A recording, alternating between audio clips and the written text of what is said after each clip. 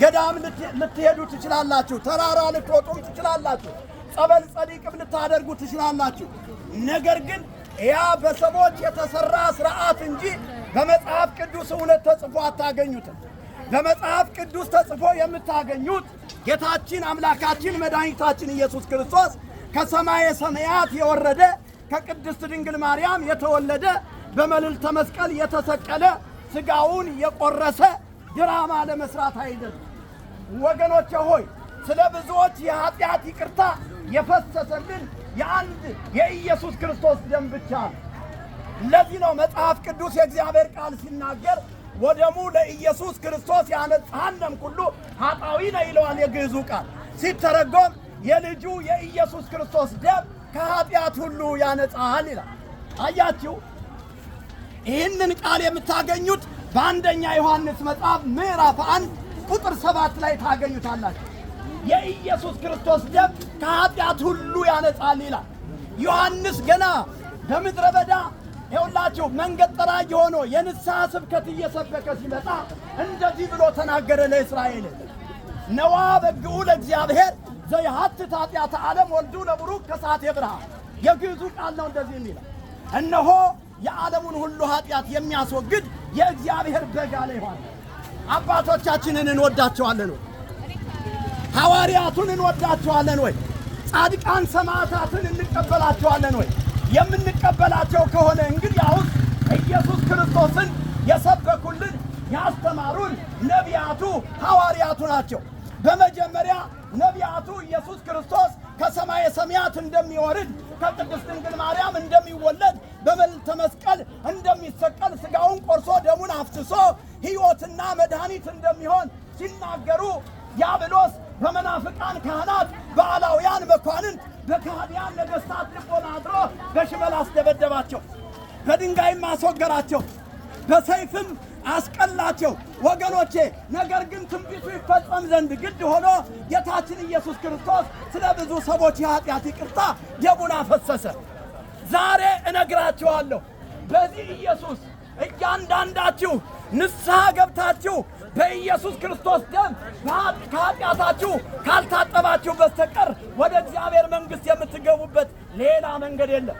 ለዚህ ነው መጽሐፍ ቅዱስ የእግዚአብሔር ቃል እንደዚህ ብሎ የሚናገር አነ ውእቱ ፍኖተ ጽድቅ ወሕይወት ወአልቦ ዘይመጽእ ኀበ አብ ዘእንበለ እንተ ኀቤ ይለዋል የግዕዙ ቃል።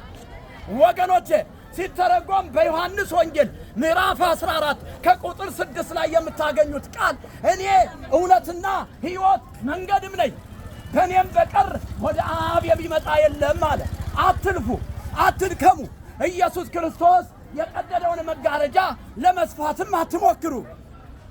ኢየሱስ ክርስቶስ የከፈለውን የቤዛነት ሥራ በሌላ ነገር ለመተካት አትሞክሩ። ወገኖቼ ሆይ ኢየሱስ የተሰቀለው ድራማ ለማሳየት አይደለም።